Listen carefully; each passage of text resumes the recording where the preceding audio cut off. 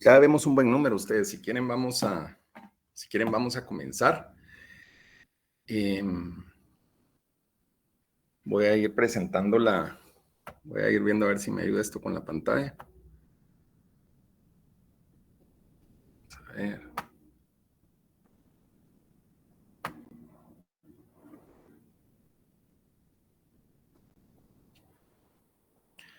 Y acá.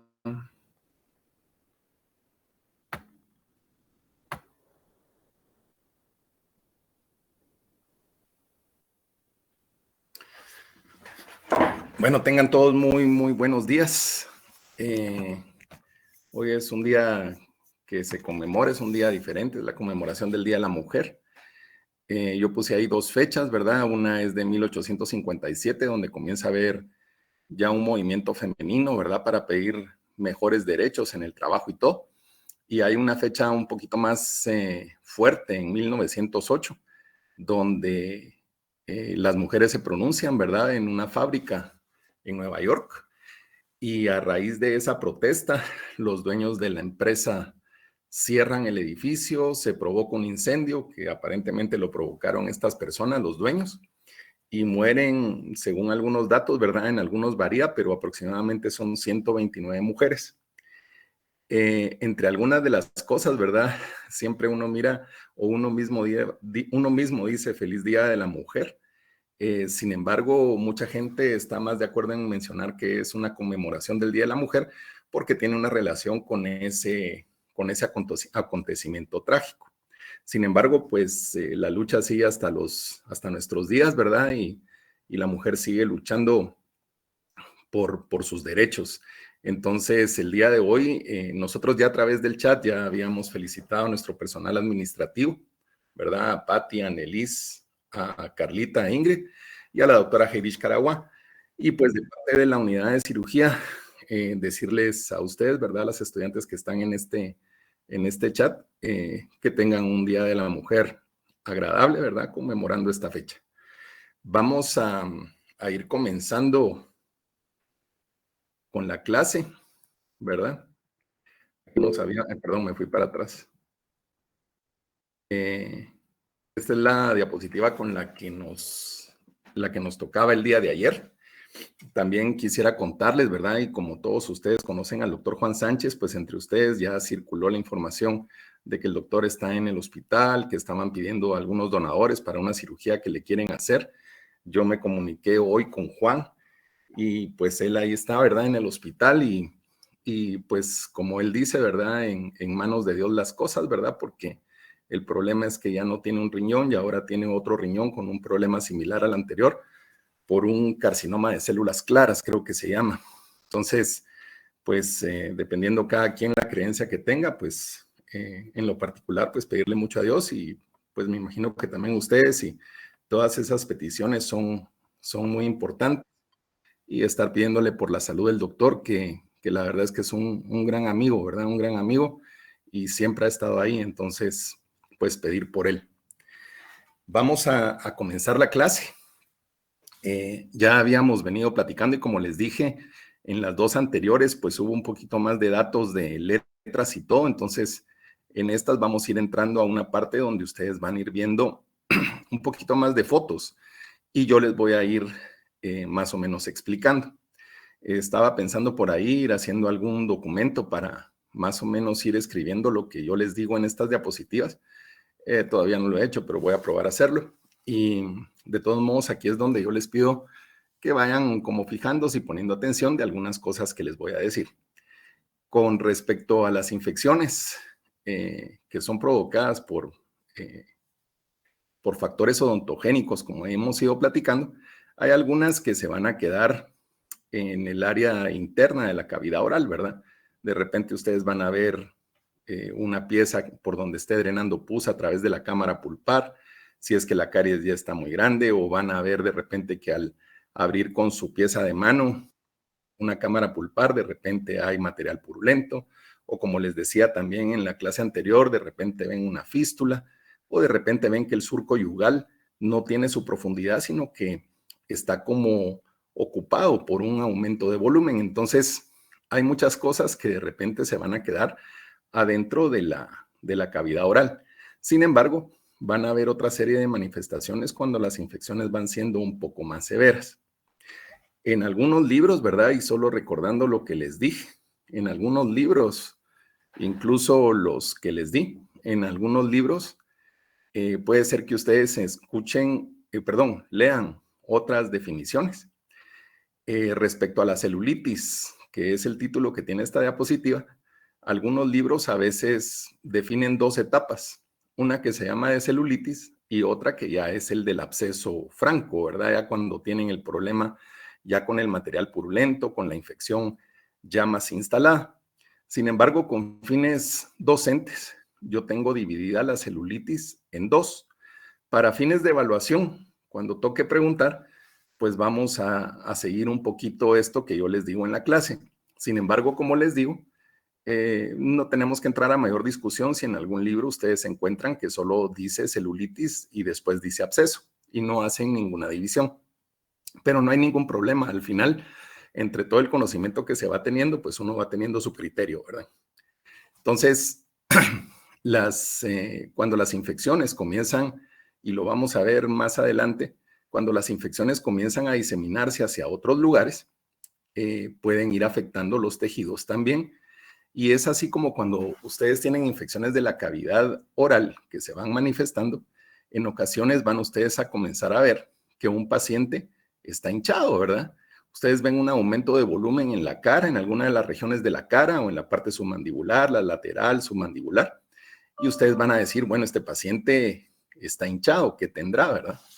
Entonces, el tema es cómo se llama, espérenme que esta cosa cada rato me avisa de la licencia.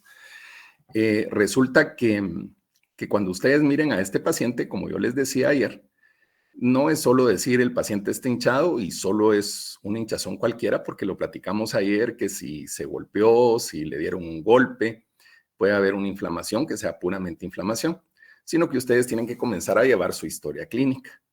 Pero cuando el paciente comienza a tener este proceso de estar con la cara como hinchada, ustedes ya saben en su cabeza que tienen, como les dije, que revisar toda la parte que tiene que ver con el aspecto odontológico para ir descartando también de qué se trate. No olvidar, como les decía yo ayer, que pueden haber tumores, que pueden haber cosas y todo eso lo tienen que evaluar en la historia clínica, cuándo comenzó el problema y regularmente las infecciones en cara pues tienen un problema relativamente reciente.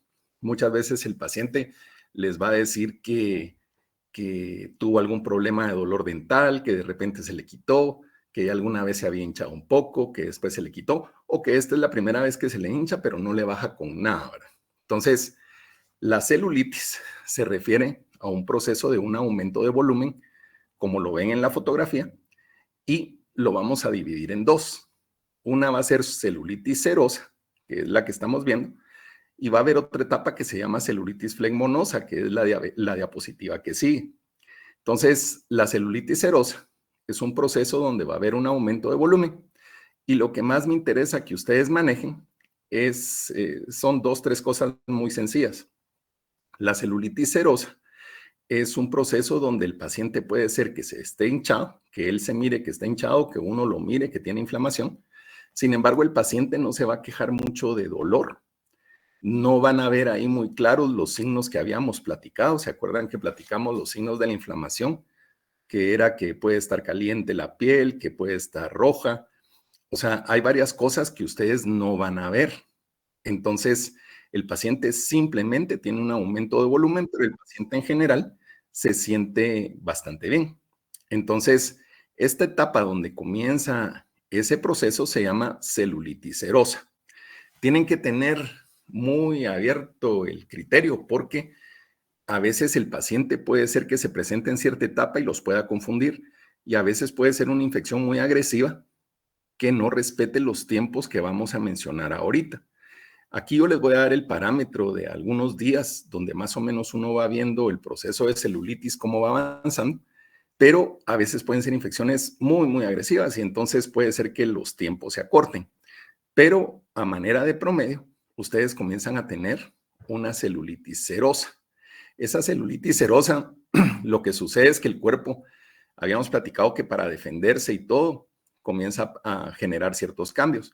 Y en el cuerpo nosotros tenemos un líquido seroso que muchas veces también comienza como a aumentar.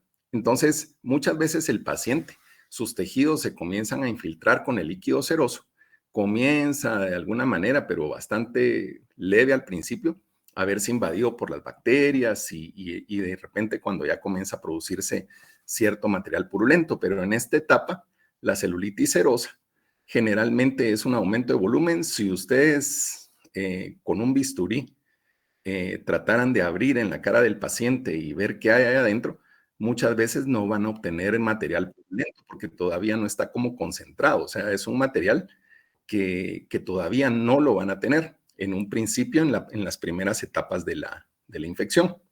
Entonces comienza a haber ese cambio. Pudiera ser que alguien me dijera, mire doctor, pero llegó este paciente, le saqué la muela y en el momento que le saqué la muela tuve material purulento en el alveolo. También es posible. Lo que pasa es que cuando comienzan a producirse los procesos estos de inflamación debidos a una infección, pues el camino va siendo un poquito más lento. Ese material purulento muchas veces tiene que ir perforando corticales, después va afectando un poco los tejidos y por eso al principio el paciente se hincha, pero no es como que fuera una manguera directa que llena de material purulento al área que está inflamada. Entonces la celulitis serosa, para dejarlo más claro, es un aumento de volumen relacionado con una infección que dura aproximadamente entre 1 a 3 días. O sea, ese es el tiempo que más o menos vamos a contemplar, de 1 a 3 días. No hay mayor manifestación, como les decía, de problemas como dolor, como que el paciente sienta caliente el área, que se vea roja, que sienta en algún momento una dificultad muy grande para él hablar y cosas así, sino que él está simplemente con una hinchazón en su cara, pero no le molesta demasiado.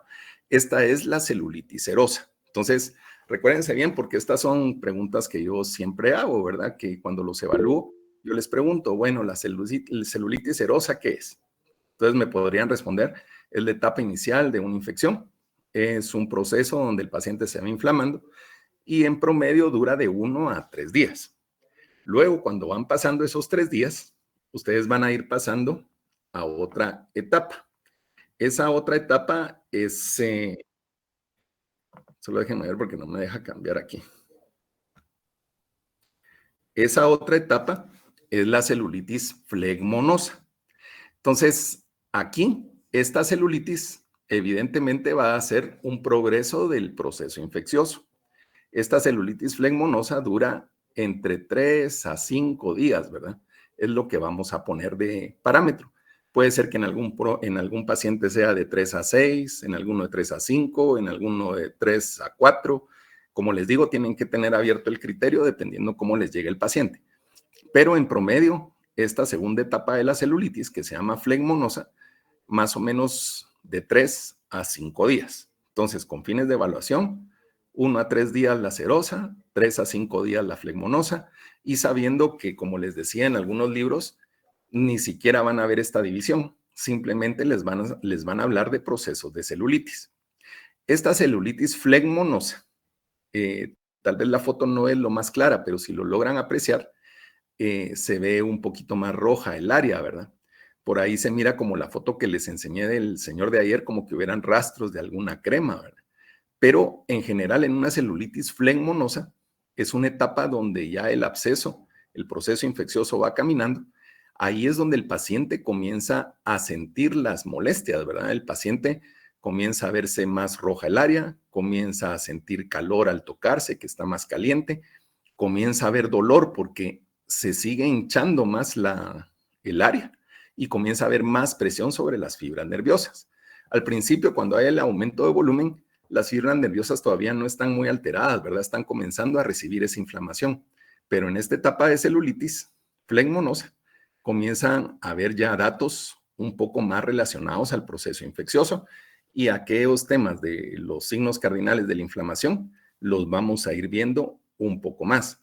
Entonces, en resumen, celulitis flegmonosa, una etapa de 3 a 5 días, el proceso infeccioso sigue aumentando y la sintomatología del paciente se va haciendo un poco más evidente en relación a los problemas que hemos mencionado.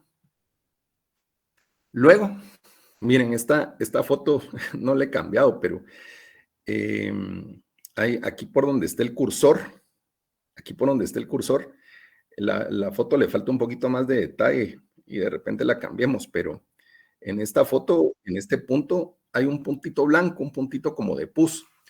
Tal vez no es tampoco un aumento de volumen súper escandaloso.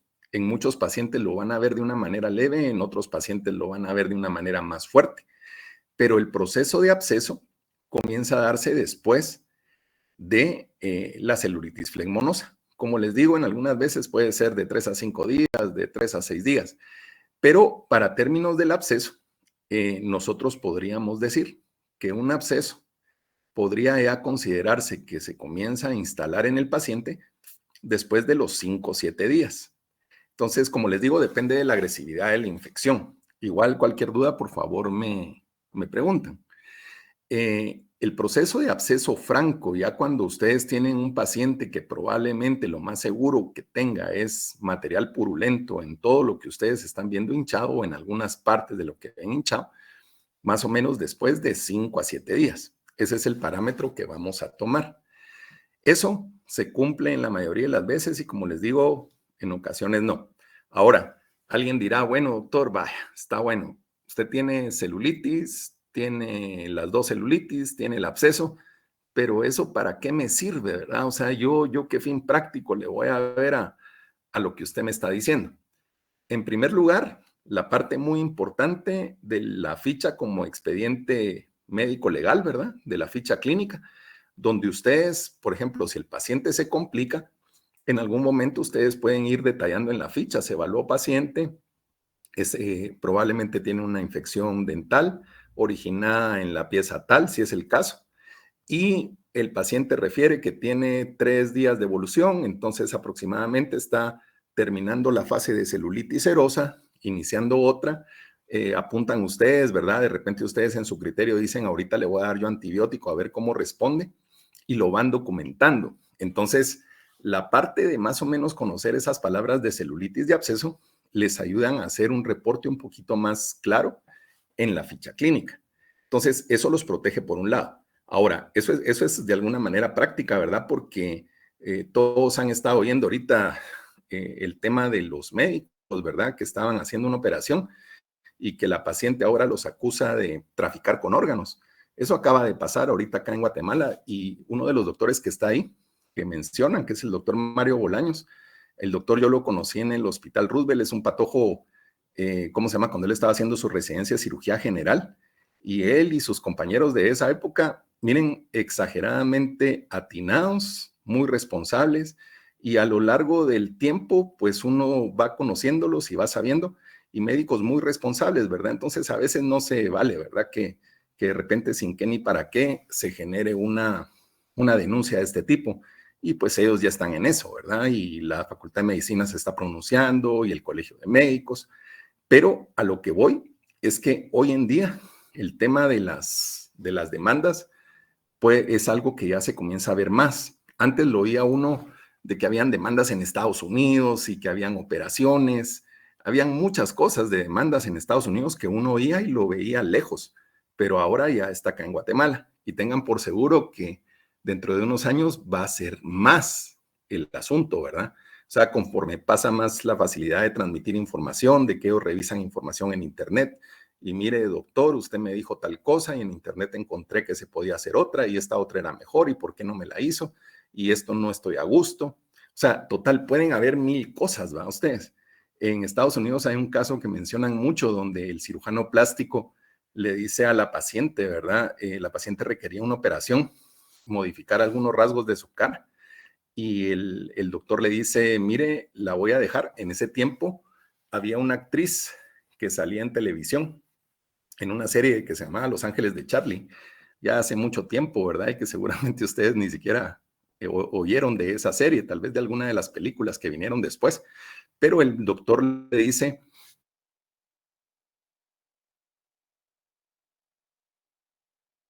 eso y la paciente lo demanda, porque la paciente llega a demandarlo con una foto y le dice, mire, usted no me, o sea, le dice a las personas encargadas, ¿verdad?, de recibir la denuncia, que el doctor no la dejó como Farrafose, porque evidentemente no iba a ser igual, ¿verdad? La cara no iba a ser igual.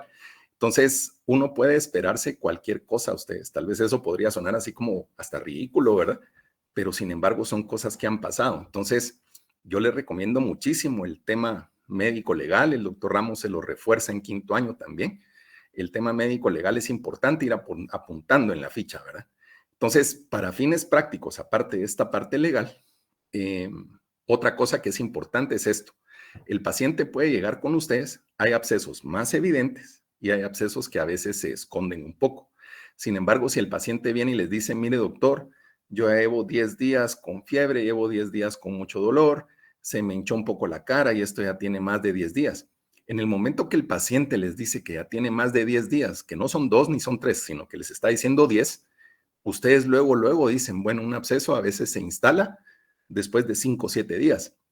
Entonces, aunque aparentemente el paciente no lo miren como una foto así muy evidente de que hay un proceso infeccioso, ustedes ya deben de pensar que el paciente ya tiene instalado un absceso, una infección como tal. Entonces, a veces uno puede dudar mucho. A pesar de los años que van pasando, uno a veces puede dudar si realmente eso no es un absceso. Vamos a ver en la clase también, en algunas de las clases, que hay forma a veces de investigar un poco si se trata de un absceso, con algunos métodos que son relativamente sencillos, pero aún así, a veces puede haber mucha duda. Entonces, ustedes tienen que guiarse un poquito por los tiempos. Entonces, si el paciente les llega así, va, después de 7, 10 días, ustedes a veces tienen que ser un poquito más acuciosos en ver qué tiene ese paciente, tomar medidas a veces un poquito más radicales, ¿verdad? Como es no solo de repente recetar, sino ver si hay la posibilidad de ayudar al paciente con algún tipo de drenaje. Drenaje, ya sea a veces sacando la pieza que está molestando, ya sea tal vez a veces hacer alguna incisión en la cara, o sea, tal vez de repente alguien todavía piensa que se puede salvar el diente y logra tener un buen drenaje a través del conducto radicular al abrir la cámara pulpar. Entonces, hay casos de casos, casos que se pueden resolver sencillos, casos aparatosos que se resuelven con la ayuda también de antibióticos, pero hay casos que no. Entonces, de estas diapositivas que vimos, lo que me interesa es que vayan teniendo ese criterio, que va pasando la semana, 7, 10 días, y ustedes ya tienen que saber que ahí el problema ya está siendo más serio, ¿verdad? Ya no es solo a veces de dejar ir al paciente y recetarle 3 pastillas al día de algo, ¿verdad? Sino que a veces hay que hacer alguna cosa más. Entonces, los abscesos, así como platicábamos hace un rato, ¿verdad? Van a haber infecciones donde van a salirse de ciertos límites y las van a comenzar a ver en la cara, perdón. Acá, lo que yo les puse son 2 fotos donde se ve el absceso, se ve lo que platicaba hace un ratito yo, se ve el surco yugal, no está profundo como usualmente lo ve uno, sino a nivel de molares se mira un aumento de volumen, ¿verdad? Y en algún momento cuando se drenó, pues ahí ustedes pueden ver en la foto que pues lo que está saliendo es un material amarillo, es un material amarillo que coincide definitivamente clínicamente con material purulento. Si yo viera esa foto y de repente con lo que hemos platicado en la clase, yo les diría, bueno, ¿y ustedes qué piensan de ese material purulento? Y alguno de ustedes podría decir, mire, doctor, y tenía mal olor, y mire, sí se ve amarillo, y mire, no se mira que hagan burbujas, se mira como el líquido parejo. Entonces podrían estar pensando en una infección donde hubiera algún poquito más de microbios aerobios, que una diapositiva que vimos con ustedes, que habían microbios aerobios y anaerobios. Sin embargo, también les tenía que quedar claro con esas diapositivas que la flora de los abscesos regularmente es mixta. En algún momento puede predominar cierto microbio o ciertos microbios y en algún momento cambiar o irse volviendo más agresivos. Entonces, pudiera ser, ¿verdad? Si lo quisiéramos ver como un ejemplo, que de repente este paciente en ese momento el material purulento era de ese color, pero si el paciente se hubiera complicado y hubieran comenzado a pasar más días, nadie le da el tratamiento adecuado, resulta que de repente al que le toque a los días de esto, de repente se tope con un material purulento más achocolatado, más oscuro, se puede topar con burbujas, que hay gases. porque acuérdense que todo este material está en lugares donde no hay aire, ¿verdad? O sea, estos abscesos están en ciertas cavidades delimitadas, ya sea por el hueso, ya sea por el tejido gingival. Entonces, van a ver ustedes diferentes cosas. Entonces, también acá tienen que estar ustedes, como les digo, abiertos a ver qué pueden hacer. Por ejemplo, acá en la boca, el tema de este tejido que cubre el absceso es un tejido bastante delgado. Muchas veces va a ser muy sencillo drenarlo, ¿verdad? Ustedes van a ver el aumento de volumen, ven que la pieza es la que está molestando, la pieza dental, o de repente detectan que era un absceso periodontal, o de repente fue por una pericoronaritis, las tres cosas que hemos mencionado, pero de repente alguien dice, bueno, pero ahí con cortar un poquito ya va a salir el pus. Lo que pasa cuando es en la cara es que en ocasiones a uno le puede dar miedo dónde hacer la incisión, o sea, dónde cortar en la cara. Y miren ustedes, uno cuando comienza, en algún momento puede ponerse nervioso, ¿verdad? Incluso cuando uno a veces da sus primeros puntos en un paciente, de repente le puede temblar la mano, ¿verdad? Y eso es completamente natural, porque de repente van a ir agarrando más experiencia. Pero también, como les digo, si ustedes no van conociendo bien los lugares, por ejemplo, se olvidan de la anatomía completamente y de repente dicen, aquí le voy a hacer mi incisión y de repente lo que cortan es un vaso que está pasando, un vaso sanguíneo que está pasando por ahí, van a tener complicada una hemorragia más el proceso infeccioso. Entonces, eso es como asustarlos un poquito porque generalmente se va haciendo todo con cuidado, pero sí deben de tener el conocimiento, ¿verdad? Conocer un poquito la anatomía del área donde van a trabajar. Entonces, este ejemplo de estos abscesos intraorales es un ejemplo de abscesos que en algún momento como que uno los puede resolver de una manera, entre comillas, más sencilla. No quiere decir que pacientes con abscesos intraorales no se compliquen ustedes. A veces hay infecciones que no ceden, uno drena, uno le manda un antibiótico, después le cambia a otro, después de repente hace una mezcla de antibióticos, o sea, uno hace muchas cosas y de repente el paciente no mejora. Entonces, aparentemente es un poco más sencillo el poder drenar en boca. Y eso se van a ir dando cuenta ustedes a lo largo que vayan ejerciendo la carrera. Ahora, lo que hablábamos hace un rato, ¿verdad? Yo les dije, a veces el material purulento está dentro del hueso, se va abriendo paso. Entonces, resulta que a veces ustedes tienen un proceso infeccioso, ¿verdad? Aquí me lo tapa la cosita esta, la vamos a quitar de aquí. Por ejemplo, ustedes tienen su pieza dental. También podría ser un problema periodontal, ¿verdad? Que entrara por un lado, pero se forma un absceso. Ustedes saben que a veces los problemas endoperio, ¿verdad? Cuando ustedes estén escuchando a sus profesores de endodoncia y probablemente ya vieron algo en periodoncia, a veces un problema periodontal puede originar una infección también. Por sí solo el absceso periodontal, que se acumulen bacterias, o lo otro es que comienzan a entrar bacterias, se comienza a infectar todo el área, se comienza a perder hueso y de repente ese tema, ¿verdad? Las bacterias, a veces ya un poco de material purulento, llega al ápice del diente y de repente contamina la pulpa, no por el lado donde está la caries, sino por el lado apical. Entonces, a veces hay problemas combinados, pero al final de cuentas, ya sea por caries o porque fuera un problema combinado, el nervio o la pulpa muchas veces va degradándose el tejido, se pone necrótica la pulpa y entonces ustedes van teniendo un área de un absceso. En muchas ocasiones, cuando ustedes hagan su fase 3 en sus pacientes, se van a topar con áreas periapicales, ¿verdad? Esas áreas periapicales, pues les van a dejar ver y van a decir ustedes, bueno, esta pieza tiene un proceso infeccioso. Y de repente el paciente ni se queja, ¿verdad? Y a veces van a ver otros donde se va a quejar mucho. Pero este proceso infeccioso comienza a reabsorber un poco de hueso a su alrededor porque comienza a ocupar cierto espacio. Y conforme este proceso infeccioso va caminando, puede perforar la cortical del hueso y salir a la boca, así como vimos en las fotos anteriores, en donde se mira en el surco yugal.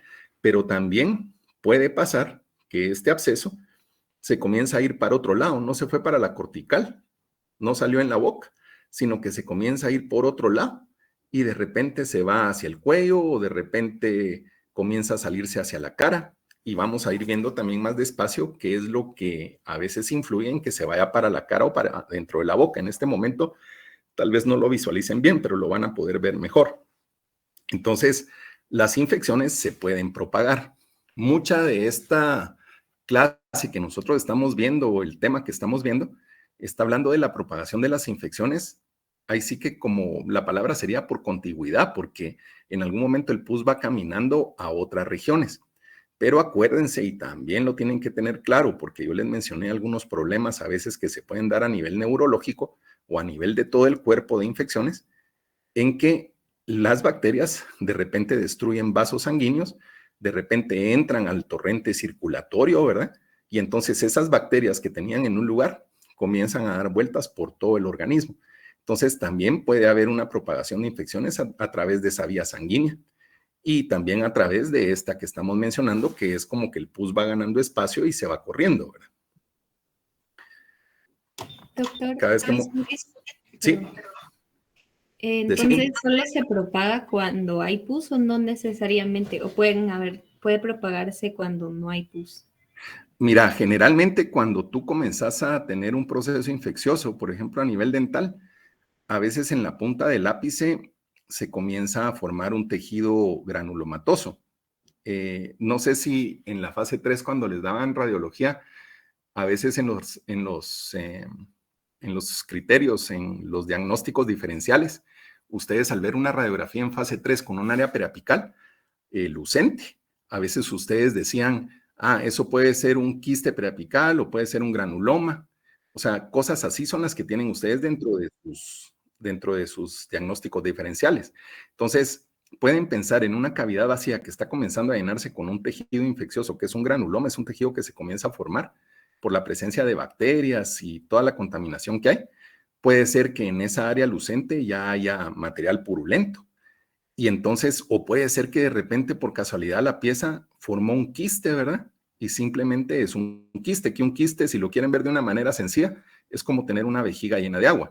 Ahora, para lo que me estás preguntando, pues generalmente cuando se va propagando una infección a otros lugares, pues generalmente el material purulento es el que va ganando espacio, va reabsorbiendo hueso, va buscando salida por algún lugar, unas veces a la boca, otras veces a los tejidos. Entonces, generalmente ese proceso infeccioso sí tiene que ver con la producción de pus y que se comience a ir para otros lugares.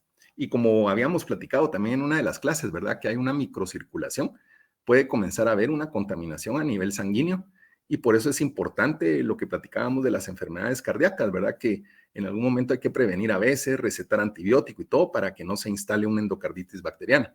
Pero sí, a la pregunta que me haces, generalmente es la producción de pus la que va generando la reabsorción de tejido óseo y en algún momento va buscando salida hacia algún lugar y por eso se propaga, ¿verdad? Esa es la que se va propagando por contigüidad, porque va llenándose de pus y va caminando porque el pus ya no cabe en ese pedacito y va caminando para otros lugares. A veces la persona no se queja porque como va ganando espacio, entonces de repente el pus va teniendo lugar a dónde irse.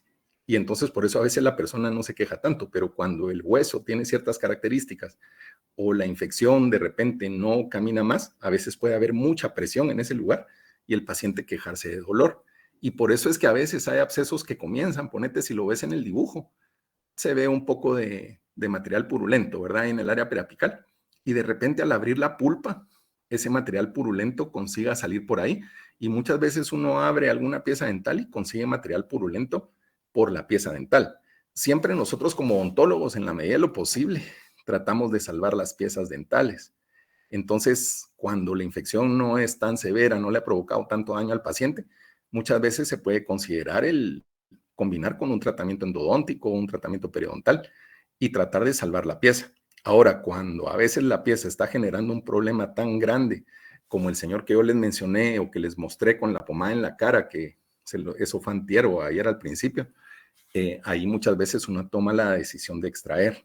Pero sí, aquí la producción de pus es lo que va haciendo que vaya buscando el pus otro lado. No sé si te resolví un poco la duda. Sí, doctor, gracias. Va. Ahora acá, y te vas a ir dando cuenta ahorita en otras cosas. Fíjense que yo esta foto la pongo, no es el único paciente que existe en el mundo que ha tenido problemas, ¿verdad? Pero es como llamarles un poquito a la atención. Esta patoja en esos años, fíjense los años que estamos hablando. La patoja nace en 1988, miren, muere en 2009. Estamos hablando que tenía 12, 21 años, ¿verdad? Están hablando de una patoja de 21 años.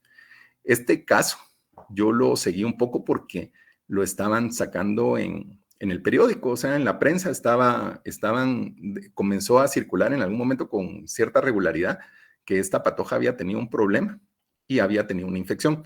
No era una infección dental, ella tuvo una infección de otro tipo y entonces comienza a caer en un shock séptico, comienza a infectarse a todo nivel y entonces de repente la noticia a los 2, 3 días era que le habían tenido que amputar una pierna, que le habían quitado un brazo, cosas así, ¿verdad? Ya más agresivas, tratando de salvarle la vida por un problema infeccioso. Entonces, cuando yo pongo esta foto, ustedes están viendo una persona que tiene prácticamente la edad de ustedes, ¿verdad? Y que ustedes en su momento pueden considerarse sanos y pensar que nada malo les va a pasar. Y entonces uno mira la foto de la patoja, se dedicaba a modelaje y varias cosas. ¿Y cómo se llama? Y sin embargo, la patoja muere por un problema debido a una infección a los 21 años. Entonces, a pesar de que en promedio ustedes van a ir viendo que pacientes con la edad pueden ser más delicados y todo, no descarten nunca que una infección en una persona que se ve muy sana y que tenga 20 y tantos años, no descarten que se pueda complicar. Por eso es importante que siempre tengan el criterio adecuado para tratarlo o referirlo, ¿verdad? Entonces, miren, este dibujo tal vez no es el más bonito, ¿va? Este dibujo me deja como que ustedes vean, ¿verdad? Que los dientes, en algún momento, ¿verdad? Por ejemplo, aquí no estamos hablando de que se vaya la cara. Aquí este dibujo se refiere un poco al área intraoral. Y si ustedes se dan cuenta, por cómo está el dibujo, es una pieza superior. Entonces, muchas veces también depende de cómo están los ápices de sus dientes. Hay dientes que tienen un poquito más de cercanía con la tabla bucal, hay otros que a veces con la tabla palatal, y entonces en ocasiones, o pónganse que su diente tenga una dilaceración, que tenga cierta curvatura a la raíz, de repente el pus se instala en un lugar donde al ir caminando le resulta más fácil salir por el lado bucal o el lado palatal. En la mayoría de los casos, casi siempre los dientes drenan hacia la parte bucal, así como mirábamos la foto en el surco yugal. Pero hay dientes que a veces pueden drenar, por ejemplo, a palatal. Puede ser que una molar superior tenga una infección muy seria y de repente a través de su raíz palatal, ustedes miren que de repente el paladar está con un aumento de volumen. Tienen que usar toda la clínica, las radiografías y todo para tratar de determinar si es un proceso infeccioso y de repente el proceso infeccioso se fue hacia el lado palatal en vez de hacia el lado bucal. Entonces, en un porcentaje grande, las piezas drenan hacia el lado bucal, pero ustedes se pueden topar con que de repente hay un absceso palatal. Aquí hay una pregunta que les hago yo siempre y les digo, miren, ¿cuál es la pieza dental que con mayor frecuencia drena a palatal? Algunos libros, ¿verdad? No todos, porque como les digo, hay criterios. Algunos libros mencionan que la pieza, el incisivo lateral superior, es el que con más frecuencia drena hacia palatal, pero eso es por la inclinación de su eje. Y entonces dice uno, bueno, tengo una infección, ya vi al paciente, una infección en palatal, de los dientes que estoy viendo, pues tal vez ninguno ha cambiado todavía de color, o de repente sí, ¿verdad? Y coincida con un central, un lateral, pero si hay un absceso en palatal, de repente yo digo, bueno, le voy a poner atención al lateral a ver cómo está. Me topo con que tiene una caries fuerte, me topo con que radiográficamente me coincide, y tal vez solo con ver el absceso en palatal en la parte anterior de la boca, ¿verdad? En la parte anterior del paladar, yo de repente puedo sospechar que es el paladar. Entonces, al final, esas son cosas que uno menciona. Puede darse o no puede darse, porque les digo que es muy variable la boca. Pero una pregunta que les hago yo es esa, que cuál es el diente que con más frecuencia drena a veces hacia paladar. Y la respuesta es el incisivo lateral superior, con las excepciones que mencionamos que a veces puede darse de otra forma, ¿verdad? Aquí, en este dibujo, también miren el potencial, ¿verdad? Por lo que me estaban preguntando, el potencial de a dónde se puede ir ese pus. O sea, los dientes, si nos vamos a la parte superior, aquí donde está el cursor, una molar puede a veces estar muy cerca del seno maxilar. Aquí estamos viendo la cara como de frente, ¿va? Es un corte como que ustedes estuvieran viendo la cara de frente, está hecho el corte. Este bulto que está aquí es la lengua. Estos son esta es la nariz, ¿verdad? Los cornetes. Y aquí está el ojo. Este es el ojo. Este es como quien dice parte del pómulo, si lo queremos ver así. Esto es el cachete. Entonces, ustedes tienen la pieza dental y esta pieza dental, fíjense que puede drenar de repente a palatal, por lo que platicábamos de alguna raíz palatina, ¿verdad? Que esté más cerca de paladar y que la infección agarre para allá. Esta pieza dental potencialmente puede irse a paladar, puede de repente irse a seno maxilar, incluso hay raíces que están dentro del seno maxilar. Puede, aquí no se nota muy bien la flecha, pero aquí está, puede irse al surco yugal. Y fíjense lo que vamos a comenzar a platicar. En la cara tenemos músculos y hay inserciones musculares. Esta banda roja que está aquí, si la logran ver, esta banda roja que está aquí, está ejemplificando un músculo que se llama buccinador. Este músculo tiene sus inserciones tanto en la mandíbula como en el área maxilar. Entonces, si de repente el pus va buscando salida y se viene para acá, abajo de la inserción del músculo, seguramente la infección se va a ubicar en el surco yugal. Pero si la muelita dispuso que comenzó a generar pus y se comenzó a ir por otro lado y ya no tiene nada que ver el músculo, va a salir por aquí arriba. Y es cuando ustedes miran, comienzan a ver un proceso inflamatorio, infeccioso, como el que vimos en la primera foto de la celulitis serosa. O sea, comienzan a ver que el paciente se hincha. Y entonces ustedes dicen, mire, pero doctor, entonces, ¿por qué a veces se queda en la boca y por qué a veces se sale a la cara la infección? Es por las inserciones musculares.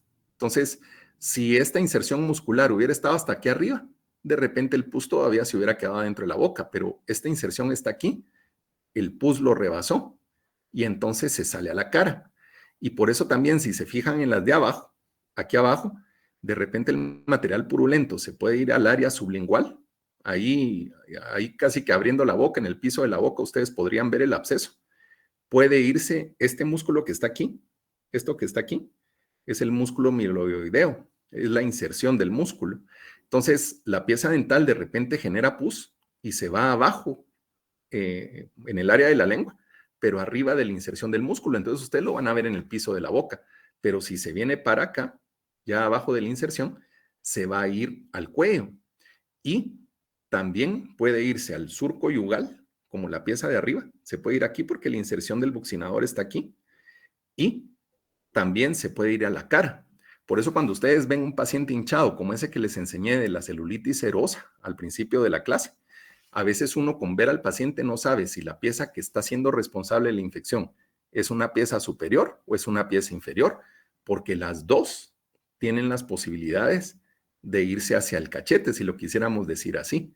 Entonces, es por eso que ustedes tienen que evaluar y diagnosticar. A veces les va a pasar que de repente tienen dudas porque le toman las radiografías al paciente y tiene una pieza en pésimo estado arriba y en pésimo estado abajo, y de repente indicadas para extracción. Y al margen de la duda, cuando ustedes tengan esa duda, de repente les va a tocar sacar las dos piezas que puedan estar involucradas porque son potenciales focos de infección. Y dice uno, bueno, seguramente una de las dos fue la que está provocando el problema, pero saquemos las dos porque a veces no se puede tener la seguridad completa. Entonces, no sé si hasta acá yo me estoy dando a explicar con este dibujo para no confundirlos mucho. El punto principal es que la pieza puede drenar para muchos lugares y que de aquí en adelante, en lo que vamos a ir hablando de la clase, se van a dar cuenta que este tema de los músculos y dónde se insertan es lo que a veces hace que la infección se vaya para un lado o para otro. No sé, ¿verdad? Me interrumpen si no lo dejé claro, pero más o menos de eso se trata, tener esa visión que una pieza les puede complicar la infección para muchos lados. Incluso cuando es en seno maxilar, miren el tamaño el tamaño de la cavidad, ¿verdad? El seno maxilar, si no recuerdo mal, le caben como 15 mililitros, si no estoy mal, o me corrijan si no es así, pero le cabe bastante líquido. Entonces, muchas veces hay pacientes que pueden tener una infección, de repente se van a quejar de la nariz tapada. ¿Se acuerdan que les mencioné una cuestión que era constipación nasal?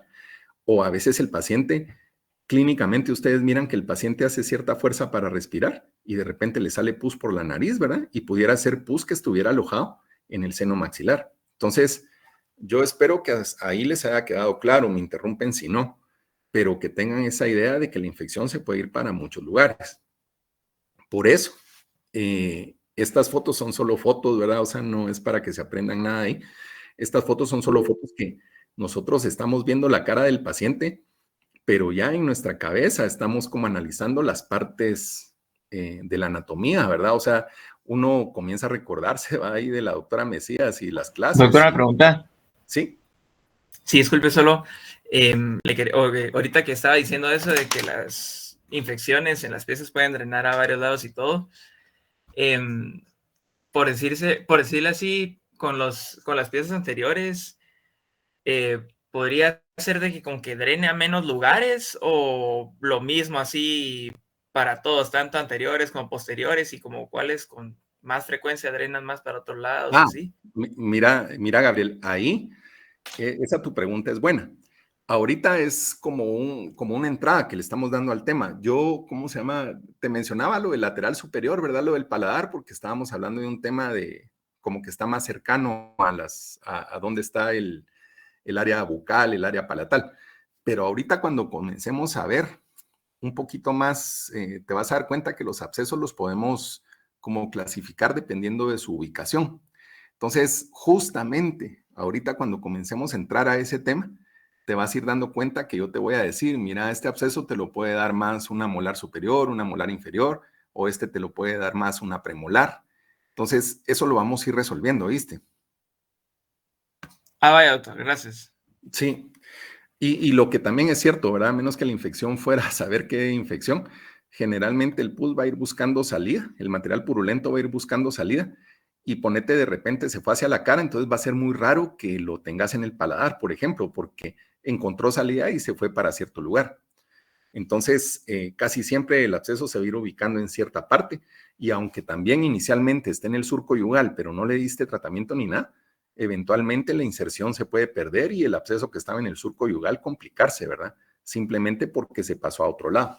Entonces, eso lo vamos a ir viendo, no te preocupes, yo los voy a orientar en cómo más o menos pueden pensar ustedes, aunque pueda haber alguna cosa diferente, cómo generalmente uno puede pensar, dónde se inició la infección. Entonces, estas fotos, les digo, solo es para eso, ¿verdad? Yo les mencioné al principio de la clase, ¿verdad? Y en algún momento yo me voy a poner de acuerdo con el doctor Ramos para que les platique un caso donde a veces uno mira estas fotos y mira el trapecio y mira por ahí el esternocleidomastoideo, y uno de repente en su cabeza está ubicado como odontólogo en la parte acá donde está la parótida, donde está la mandíbula, y de repente se pierde un poco la idea de lo que pasa en el cuello. Entonces, por eso ustedes tienen que abrir esa cabecita, ¿verdad? Y decir, bueno, yo voy a repasar un poco más, voy a ver, voy a leer más, porque tienen que ampliar ese conocimiento. Uno los trata de guiar, les trata de dar cierto conocimiento básico, pero ustedes van a ir caminando y se van a dar cuenta que se pueden complicar. En ese caso, que en su momento platicaremos con el doctor Ramos, una infección provocada de origen odontogénico, pero con problemas hacia el pecho, hacia la espalda, que tienen que ver con estos músculos, ¿verdad? Entonces, por eso es importante que ustedes manejen el tema de la anatomía, ¿verdad? Los vasos sanguíneos, los nervios que pasan por ahí, por las áreas faciales y todo, para no cometer un error. Entonces, y esto también es importante, ¿verdad? Aquí están como coloreados, ¿verdad? Se miran algunos vasos, por ahí hay ganglios. Entonces, no solo son los músculos, no solo es el hueso, no solo son los nervios, son las arterias también, son las venas, son los ganglios linfáticos, todo lo que se puede ver afectado por un proceso infeccioso severo. E incluso también la necrosis de los tejidos, como vimos en alguna foto en ese paciente de la POMA, de que se pierde músculo, se pierde piel, ¿verdad? Esto ya fue hace rato, yo estaba viendo la foto que esto fue en el 2012, pero ya no ha vuelto a venir esa exposición, pero era una exposición de cuerpos que hubo, ¿verdad? Ahí en Miraflores, y que estuvo recorriendo varios países del mundo donde uno podía ver los cuerpos, ¿verdad? Ver los músculos y todo, sin la capa que tenemos encima, ¿verdad? Ahora miren, pues, a lo que me preguntaba Gabriel, ahorita vamos a ir entrando un poquito en eso. Yo necesito que, ¿cómo se llama? Ustedes se ubiquen en que nosotros vamos a tener distintas áreas en la boca, ¿verdad? O sea, en la cara, perdón, y en la boca también, ¿verdad? Los dientes, todo el tema periodontal, todo lo que ustedes ya van estudiando. Y en la cara, evidentemente, ustedes van a ver que está la nariz, que están los ojos, ¿verdad? Que hay muchas estructuras también. Sin embargo, cuando hablamos de infecciones, vamos a hablar de un tema que se llama espacios aponeuróticos. Fíjense que en ese libro que les dije que me lean el capítulo para la próxima semana, en ese libro les menciona eso. O sea, yo esperaría que después de la clase de hoy, cuando ustedes lean ese capítulo, les va a sonar más y lo van a entender un poquito mejor. Y de hecho, si hubiera algo que les deja duda, pues lo vamos a platicar. Pero miren, pues, yo voy a tratar de explicarles. Primero les voy a dar una como guía y vamos a ver si ustedes me pueden ver en la cámara. Les voy a tratar de explicar. Los espacios aponeuróticos faciales, fíjense que son espacios. O sea, al hablar de un espacio, ustedes se están imaginando un lugar, ¿verdad? De repente ustedes imaginen una gaveta vacía o se imaginen que están entrando a una construcción y está el cuarto que va a ser la cocina y el cuarto que va a ser el baño. O sea, están pensando en su cabeza en un espacio. Cuando ustedes hablan de espacios aponeuróticos faciales, son espacios que en la realidad no existen y se los voy a explicar un poquito mejor, pero en la realidad no existen, son espacios, tanto que se usa la palabra virtual ahora, ¿verdad? Son espacios que en una persona normal no está, es un espacio como virtual, ese espacio, ustedes miran a cualquier persona y ese espacio no lo van a encontrar, el espacio aponeurótico, que va a ser muy importante de hablar cuando hablemos de infecciones. Entonces, en una persona normal no lo ven. Cuando se comienza a dar el proceso infeccioso, se va a comenzar a manifestar el espacio. Hagan de cuenta como que estuviera escondido, si ustedes lo quieren interpretar así. Cuando yo les pongo esta foto es por dos razones. Una es porque en la facultad tuvimos una persona de administrativo que también trabajó muchos años en Sociedad Dental, don Carlos Córdoba, ¿verdad? Y a él alguien ahí le puso el apodo de Pinocho y un día yo encontré un Pinocho y se lo fui a regalar, ¿verdad? Pero cuando lo pongo aquí en la foto es porque ustedes pueden ver distintas caras, pueden ver distintas expresiones, pueden ver lo que ustedes quieran en muchas personas. Y entonces hagan de cuenta que si yo miro esa foto, yo no miro que don Carlitos ahí tenga un problema de un absceso. Lo miro bien, lo miro contento, sus estructuras en la cara se miran bastante simétricas y por supuesto que sus estructuras son diferentes a las del muñequito de madera, ¿verdad? Ahí ven ustedes los ojos un poco más marcados y todo. Sin embargo, el muñequito de madera también está hecho de una forma, podríamos decir, bastante simétrica, bastante normal. O sea, el muñequito no viene hecho con un bulto en la cara ni nada, sino que ahí está su cara, ¿verdad? Entonces, es lo que les digo, ustedes van a ver normalmente pacientes que no van a verles absolutamente nada malo y no van a tener nada que ver con un proceso infeccioso a veces muy severo, a veces de repente el problema. Pónganse que don Carlos ahí tuviera una muela muy mala y de repente radiográficamente tiene un área periapical. Ustedes le evalúan y de repente puede coincidir con un absceso, pero tal vez en ese momento ni siquiera le está molestando ni se está manifestando para otro lado, ¿verdad? Entonces, fíjense bien, pues, yo les pongo esta foto porque así como ustedes miran la cara, ¿verdad? Este es aquel artista Catherine Zeta-Jones, que salió en una película del Zorro, que yo creo que también ya ustedes ya la tienen muy atrás esa película. En esta foto yo me topé, ¿verdad? Con las dos fotos en blanco y negro y entonces por eso yo pongo también la otra foto, ¿verdad? Entonces, ustedes analizan las caras y analizan la cara de su paciente, ¿verdad? Casi siempre el odontólogo, no me van a dejar mentir, que se comienza a fijar mucho en la sonrisa, en que si los dientes están alineados, que el color de los dientes, se fija uno en muchas cosas. En el tema de las infecciones, cuando ustedes ven al paciente, muchas veces el paciente ya no va a estar así como se miran las fotos. Sin embargo, yo les pongo las dos fotos en esta diapositiva porque ustedes tienen que pensar que ese paciente que llegó con ustedes también tiene un segundo rostro, una segunda cara, que es como les mencionaba con esa exposición de cadáveres, es donde ustedes están pensando en ese paciente, pero ya más allá de la piel, ¿verdad? Ustedes están pensando en un paciente, pensando en sus vasos sanguíneos, pensando en sus músculos, pensando en todo eso que puede dar alguna situación. Incluso en ese dibujo por ahí se miraba la parótida, ¿verdad? La acabamos de pasar. Entonces, es importante tener en mente que la cara del paciente no es solo lo que estamos viendo enfrente, sino que es una gran cantidad de cosas, ¿verdad? Bastantes estructuras anatómicas que tenemos por ahí. Esta foto por lo que también me preguntaban hace un rato, de que qué pasaba, ¿verdad? Que si era el pus el que iba caminando. Fíjense que esta foto, bueno, el que está ahí de camiseta roja y pantaloneta, ¿verdad? Es el doctor Julio Pineda, nuestro director de MQ.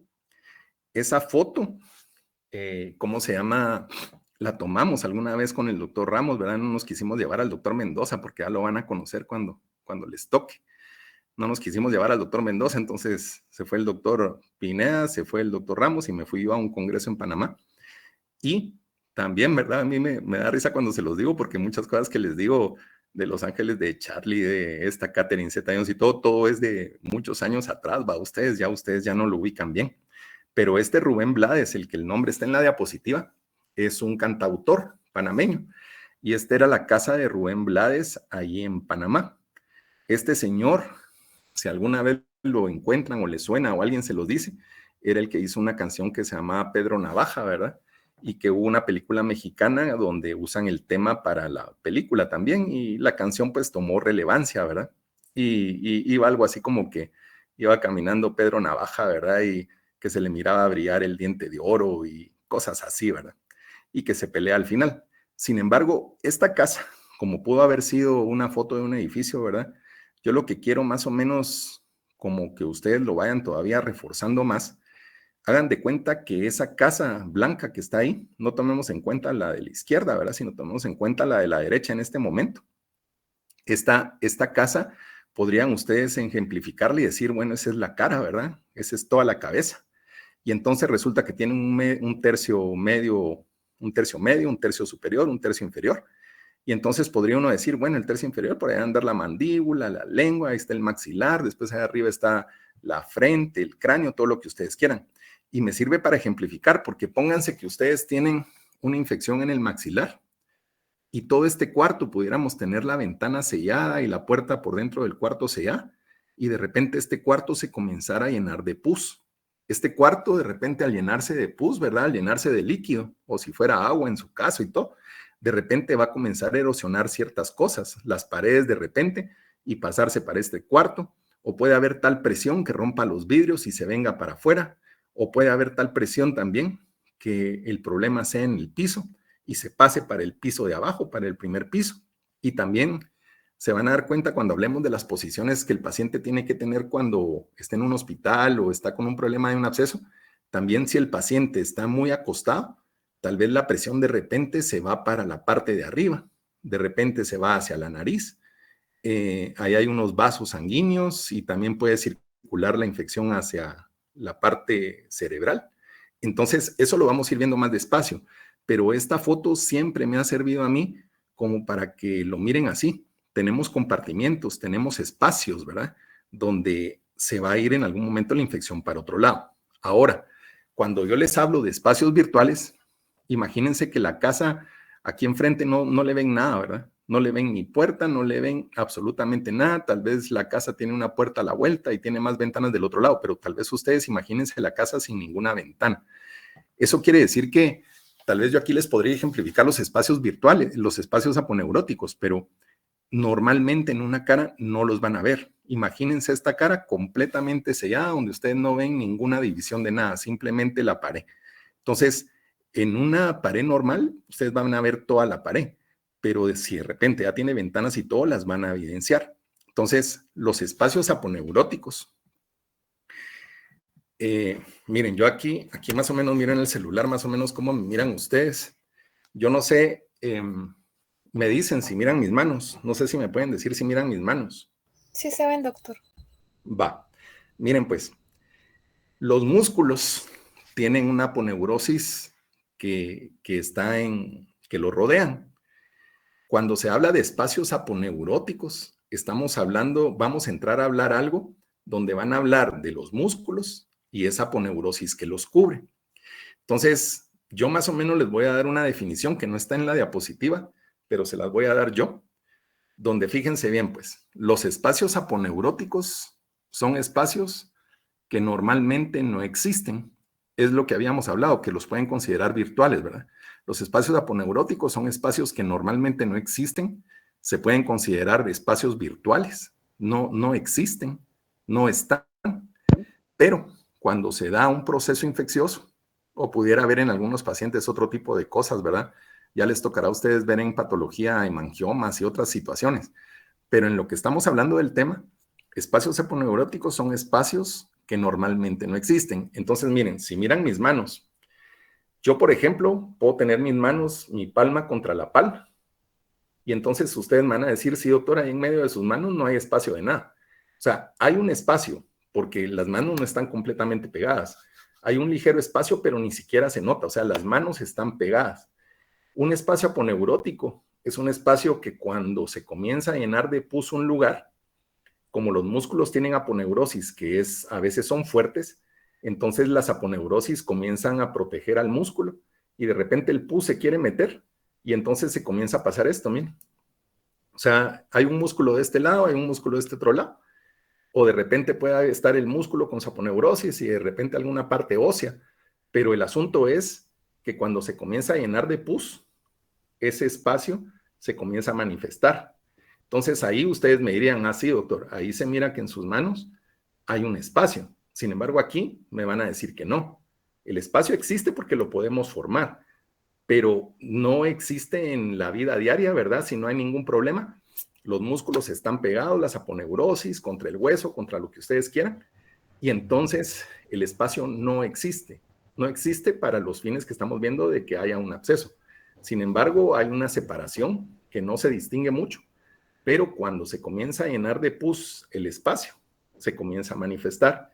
Eso es lo que es un espacio aponeurótico. O sea, otra vez repitiendo, es un espacio que normalmente no existe, es un espacio virtual, pero cuando hay una presencia de infección, el espacio se comienza a manifestar. Algo así es como una definición que yo les podría dar de un espacio aponeurótico. No lo van a encontrar, no van a decir, ah, aquí está la lengua, aquí está el espacio aponeurótico de la lengua. No, eso no es así. Pero cuando hablemos de infecciones y se les va a ir aclarando un poquito más el tema, conforme me vayamos viendo, entonces ahí van ustedes a ver cómo se notan. No sé si dejé claro eso ustedes, si a alguien le quedó duda, como para volver a repetir. No sé, ustedes me dicen. Todo claro, doctor. Va, miren, ahorita vamos a darle un poquitito más. Vamos a ver a dónde llegamos. Pero entonces vamos a ver. Aquí solo es recalcarles lo de siempre. Estar ahí pendientes de su anatomía, ¿verdad? Y de ver varias cosas. En esta clase, yo a veces les pongo algunas fotos de algunos procedimientos. Hay procedimientos bucales. Si de repente ustedes se dedican más a la parte odontológica o cosas así, pues ustedes van a estar más dentro de la cavidad oral. Sin embargo, puede ser que a algunos de ustedes les interese otras cosas como cirugía maxilofacial o puedan hacer algún tipo de cosa diferente y van a estar relacionados con otras áreas, pero yo les pongo a veces ciertos ejemplos. Cuando nosotros logremos regresar a la clínica, se van a dar cuenta que sus pacientes necesitan diversos tipos de tratamientos.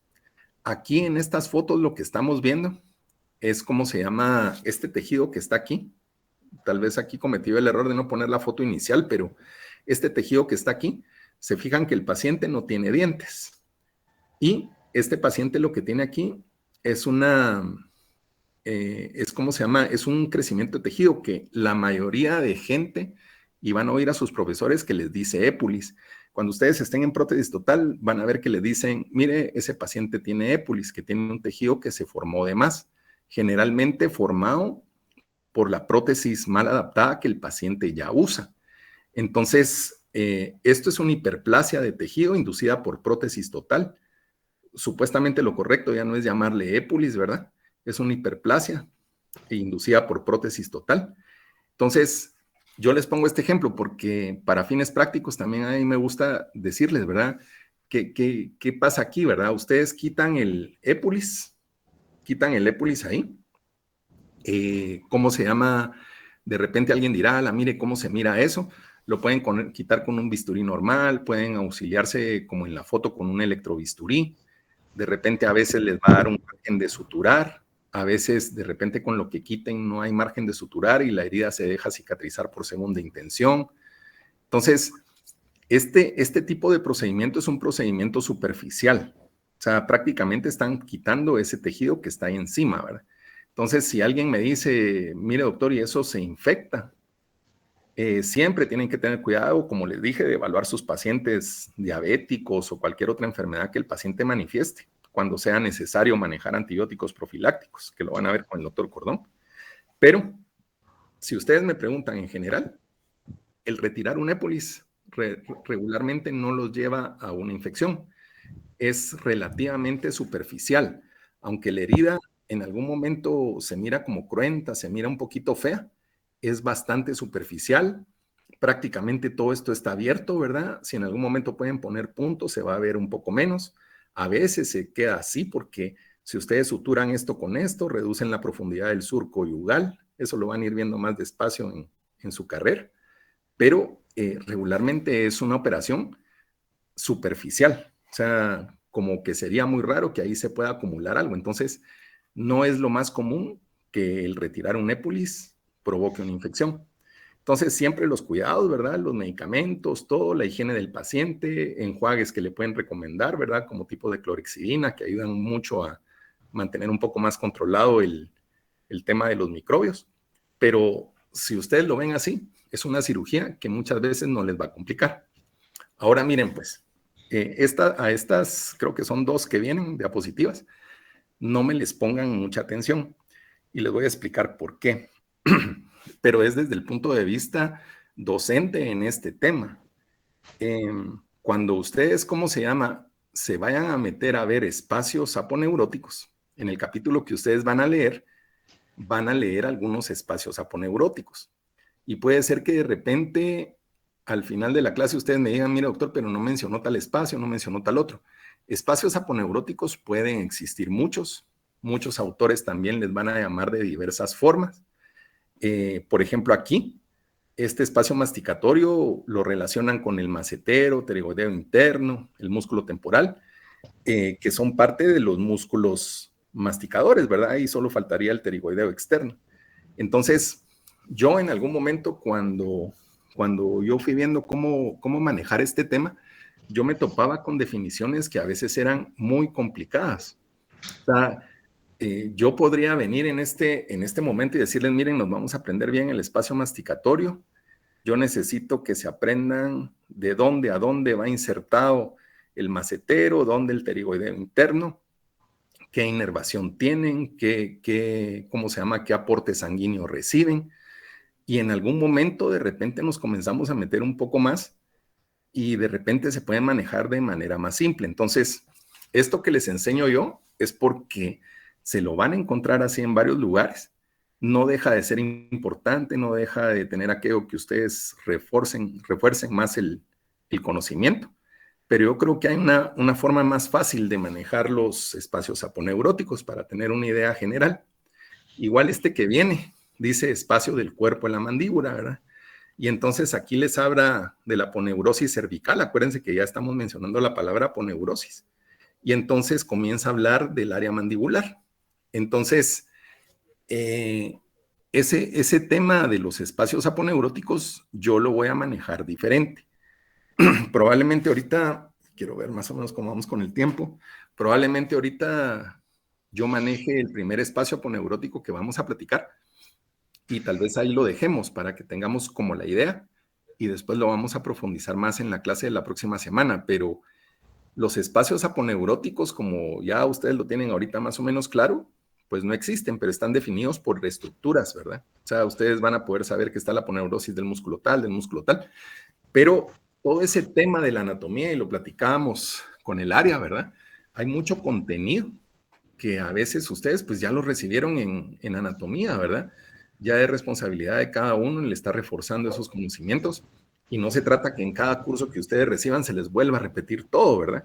Que en la facultad un ejemplo era el tema del flúor, ¿verdad? El área que maneja EPS, a veces no sé si estarán ahorita igual, pero lo manejaban tema de flúor, en patología, en diagnóstico manejaban el tema de flúor, en odontopediatría manejaban el tema de flúor, y de repente habían cosas que coincidían, y decía uno, pero ya me le están dando varias veces de lo mismo en varios lugares, ¿verdad?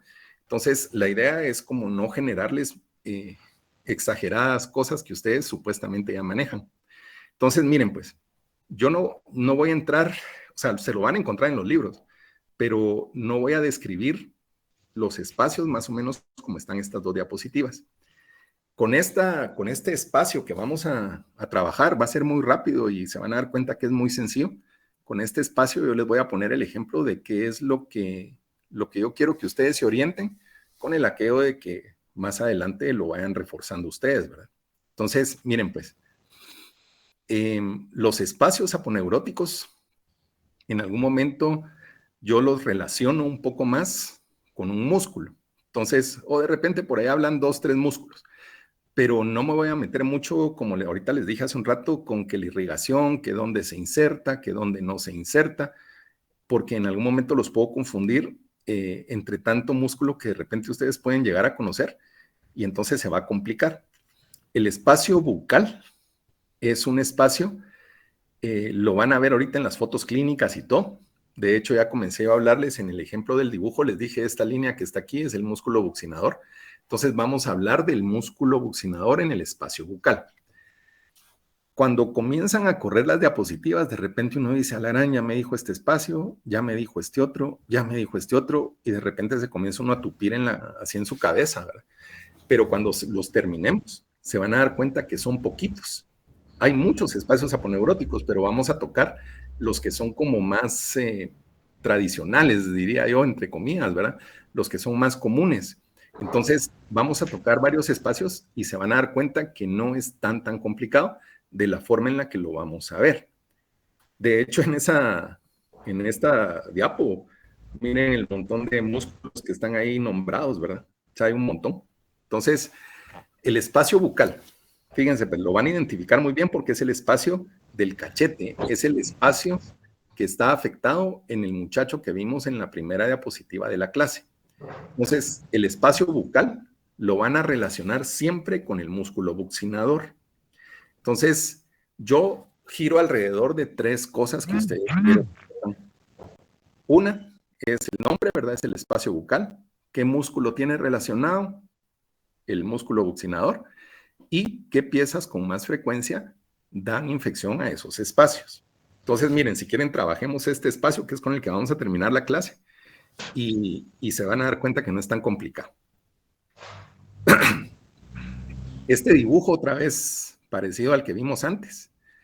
Aquí en este dibujo, el espacio bucal, fíjense que aquí está, es el espacio del cachete, como les decía yo. El músculo buccinador es esta línea roja que viene por aquí. ¿Por qué se infectó el paciente y por qué se le ve en el cachete? Es por lo que a ustedes ya les dije un poquito antes, que de repente el ápice de la muela es muy pequeño, o puede ser muy largo, o sea, de eso depende también la diseminación de las infecciones. Cuando la raíz es muy pequeña, de repente se va para dentro de la boca. Cuando el ápice o la raíz es muy larga, se sale de los límites del buccinador y se va para otro lado. Entonces, yo necesitaría que les quede claro eso, ¿verdad? Que la pieza va a diseminar una infección, pero tanto esta de aquí arriba como esta de aquí abajo me pueden dar una infección al cachete. O sea, me puede dar una infección al cachete. Entonces, ahí es donde ustedes pueden entrar en duda, principalmente si el paciente tiene varias piezas dentales malas arriba y varias piezas dentales malas abajo. Entonces, ustedes tienen el espacio bucal en la foto, ¿verdad? Porque si miran la foto es el cachete, ¿verdad? Este es un paciente que llegó a la Facultad de Odontología. Muchas veces en algunas situaciones sí corresponde quitar. ¿Se han fijado ustedes que muchas veces en las publicaciones se tapan los ojos del paciente? En algunas fotos que vamos a tener por ahí, de repente yo tape algunas fotos de algunos pacientes, ¿verdad? Pero también en algunas fotos, y es donde a veces mucha gente no lo entiende, sí es importante el enseñar todo, porque si ustedes se fijan en este paciente no tiene los ojos solo así o porque saber que acabara de llorar, ¿verdad? O sea, el paciente realmente se presentó con mucho dolor, probablemente no ha estado comiendo bien, de repente ni siquiera ha estado durmiendo bien, entonces aquí ya no se mira la cara del paciente de la primera diapositiva. O sea, ustedes aquí ya miran un paciente que está hinchado, no se logra apreciar si está rojo o no la piel, pero probablemente el paciente ya tiene dolor. Miren esos ojos que están ahí, ¿verdad? Pueden ser una manifestación de dolor, o puede ser que también el paciente viene ya días anímicamente o también que no ha dormido bien, ¿verdad? Entonces la expresión del paciente también ayuda mucho, ¿verdad? Para que ustedes vayan viendo cómo está el asunto. Entonces, fíjense, todo este lado izquierdo del paciente está nítido, ¿verdad? Más o menos aquí viene su mentón y todavía aquí se insinúa el mentón. Van a ver en las clases que a veces los espacios aponeuróticos se pueden ir comunicando uno con otro y a veces hay infecciones muy aparatosas. Pero en este caso el paciente básicamente lo tiene en el espacio bucal. Si ese paciente les llega a la clínica, ustedes lo miran y dicen, bueno, sí, el paciente probablemente está infectado y comienzan a hacer varias cosas de las que hemos platicado para determinar si eso no es algo que pueda ser un proceso infeccioso. Pero si lo miran, ya con solo verlo, yo esperaría que ya después ustedes cuando miren un paciente hinchado más o menos en esa área, ustedes luego van a decir, ese paciente tiene infectado su espacio bucal y ese espacio tiene relación directa con el músculo buccinador. Ahí ese tema del músculo buccinador para términos prácticos no va a servir mucho en el sentido de que ustedes van a decir, bueno, sí es el buccinador, pero ¿y qué va? Ya tengo la infección, pero sí lo tienen que saber. Entonces, ustedes miran ese paciente y ese proceso infeccioso, aunque ya comienza a bajar un poquito por aquí, básicamente está en el espacio bucal que tiene que ver con el músculo buccinador. Aquí, si lo ven lateral, aquí está el buccinador. Hay más músculos, pero el paciente se comienza a ver hinchado.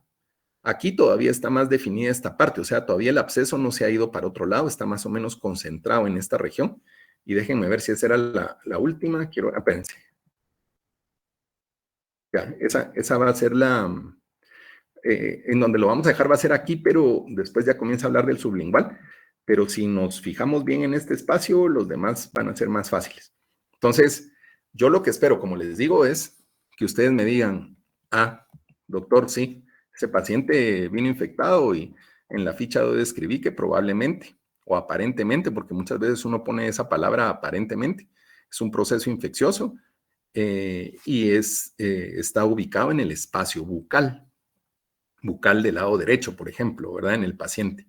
Entonces, a la pregunta que me hacía Gabriel, ese espacio bucal, y van a ver que en otros espacios pueden ser similares las piezas dentales o algunas pueden variar, pero en este espacio bucal, yo les voy a hacer básicamente 3 preguntas de cada espacio. Yo les puedo poner un dibujo, les puedo poner una foto y les puedo decir qué espacio piensan ustedes que está aquí tomado y ustedes me dirían, ese es el espacio bucal. Les puedo preguntar, ¿y qué músculo está relacionado con el espacio bucal? Y ya ustedes ahorita, sin entrar a tanta cosa de anatomía, van a decir, es el buccinador, ¿verdad? Es el músculo y es el buccinador. Y entonces la tercera pregunta que yo siempre les hago es, y si ustedes piensan que es el espacio bucal, sin ver al paciente, sin ver al paciente por dentro, sin ver radiografía, sin ver nada, si es que fuera odontogénico el asunto, ¿verdad?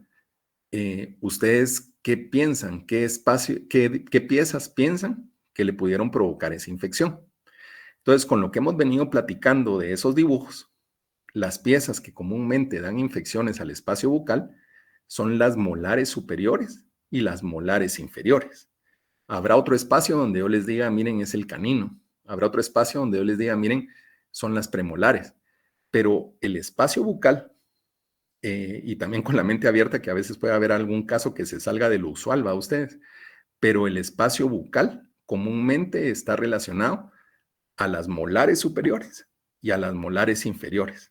O sea, probablemente no al mismo tiempo sean las causantes del absceso, una de las dos, una de arriba, una de abajo, pero igual les digo, siempre revisar muy bien y sacar los focos sépticos que se necesiten. Y entonces va a hacer eso. Entonces yo me voy a regresar aquí, ¿verdad? O sea, me regreso acá. Estos que les digo son definiciones, pero no son las que vamos a manejar con fines de evaluación. Pero que sepan ustedes que existen otra forma de definir los espacios aponeuróticos. Existe otra forma de preguntar porque les digo, bueno, dígame usted, ¿en dónde se inserta el buccinador? ¿Y qué más hay aquí? ¿Qué estructura anatómica importante hay cerca de este? Y comienzo yo a abordarlos de diferente forma. Pero yo creo que ahí, ahorita no es el tema ese, sino que el tema es un poquito más, que quede más claro. Entonces, si yo regresara yo regreso para acá, ¿verdad? Entonces, bueno, nos pidieron que sepamos que hay un espacio bucal, músculo buccinador, tal vez de los abscesos más frecuentes que se dan en ese espacio, ¿verdad? Y entonces se vienen para acá y ustedes dicen, bueno, sí, ahí como está en el dibujo, molares superiores, molares inferiores, que si la primera, la segunda, la tercera, eso aquí ahorita no nos interesa. Básicamente es decir, molares superiores, molares inferiores, ¿verdad? Uno de los dos.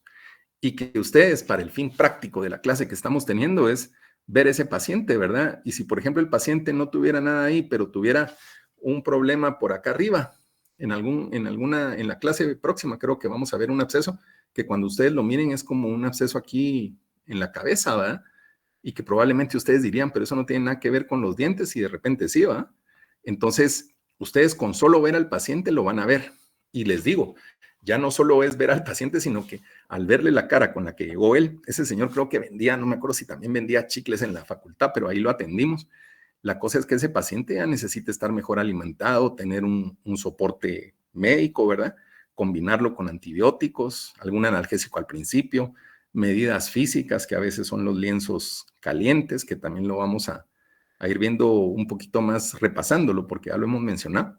Entonces, yo lo que esperaría de ustedes es eso. O sea, que si me paso al otro absceso, ustedes digan, ah, sí, el espacio sublingual, el espacio miloideo, tiene que ver con tales y tales piezas, y que ustedes lo sepan definir. Entonces, lo vamos a dejar ahí ustedes. Ya casi se acabó el tiempo de clase. Ahora me he estado tardando yo más en las clases, que regaña el doctor Ramos ahí, el doctor Pineda, si no me tardo. Son mentiras. Pero no sé si alguien tiene alguna duda del tema. Lo vamos a dejar ahí hoy, esa parte. ¿Verdad? No sé si me pueden decir que 2, 3 de ustedes me digan si está bien, si se queda más o menos claro lo que estamos platicando, ¿verdad? Sí, doctor, todo bien. Sí, Va. Miren, pues, y lo que usualmente hago siempre, hago todos los años, ya sea en forma presencial o en forma virtual, si nos toca seguir haciéndolo. De todos modos, cuando hagamos todo el recorrido de la clase, hay una clase donde yo manejo, ya sea a la hora de clase o en algún momento que nos pongamos de acuerdo, manejar un resumen de la clase que se maneja relativamente rápido, solo para chequear los puntos más importantes, ¿verdad? Pero entonces, para la próxima sí, no nos vamos a poner a preguntar todo el libro, ¿verdad? Pero de repente algo platiquemos del capítulo 6 de Navarro que ustedes tienen que leer. Cuando lo lean, se van a dar cuenta que ahorita mucho de lo que yo dije, ahí está. O sea, se parece bastante. Entonces lo vamos a estar repasando. Si no hay ninguna observación o ninguna pregunta, pues terminamos la clase acá ustedes, ¿verdad? Como ya no los vemos esta semana, pues cuídense mucho. Gracias, doctor. Feliz día. Feliz día. Bueno, pues, Feliz Doctor, feliz día. el día, feliz día.